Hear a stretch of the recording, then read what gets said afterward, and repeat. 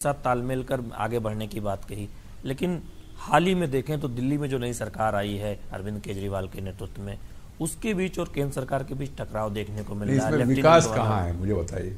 विवाद पॉलिटिकल है, विकास का ही चीफ सेक्रेटरी किसको बनाना, सीनियर को चार्ज देना नहीं देना, वो इश्यू है। और रूल्स बताते जो सीनियर है उनको देना है चार्ज, दिया है ऐसा। और संविधान में मुख्यमंत्री का अधिकार कहाँ तक है, लेफ्टिनेंट गवर्नर का अधिकार कहाँ तक है, और सेंट्रल गवर्नमेंट कहाँ हस्तक्षेप कर सकते, इन विषयों में बहुत स्पष्टता है।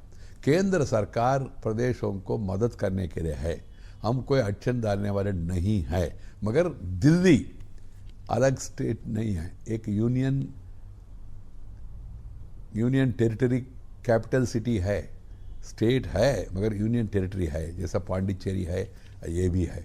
इसलिए वहाँ का जो अभी तक जो नियम है वो नियम के अनुसार हम लोग काम कर रहे हैं, मगर मुख्यमंत्री इसको पॉलिटिकलाइज कर रहे हैं, दुर्भाग्यपूर्ण है।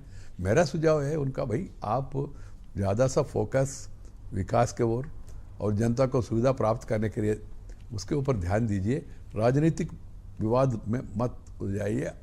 जो अभी हुआ ये दुर्भाग्यपूर्ण है, इसको अवॉइड करना चाहिए। और इसमें कोई केंद्र सरकार का कोई रोल नहीं है। मैं शहरी विकास मंत्री हूँ, विवाद कहाँ है, हमारे बीच में कोई विवाद नहीं है। दिल्ली सरकार और केंद्र सरकार के बीच में कुछ इश्यूज है तो हम मिलकर बात कर रहे हैं। मंत्री मेरे पास आ रहे हैं, मैं उनके साथ बैठ रहा हूँ, मेरे अधिकारियों को बुला रहा हूँ, समस्याओं का समाधान करने का प्रयास कर रहा हूँ।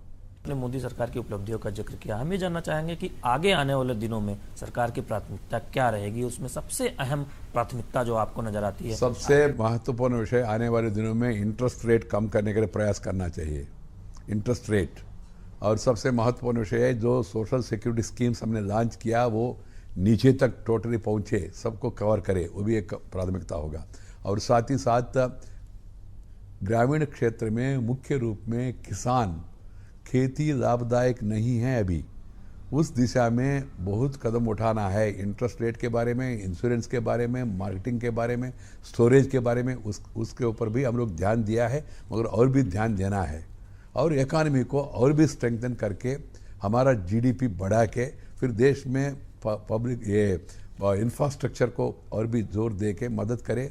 और स्किल डेवलपमेंट जो स्कीम हमने लाया उस स्कीम को भी नीचे तक ले जाके हर एक स्तर पर देश में हमारा संपत्ति है HRD, human resource is the biggest asset of India, so we have to really equip them with all the skills that are required. That will be a big asset for us in the coming days. हमारा priority वो भी होगा। Sir, DD news से बात करने के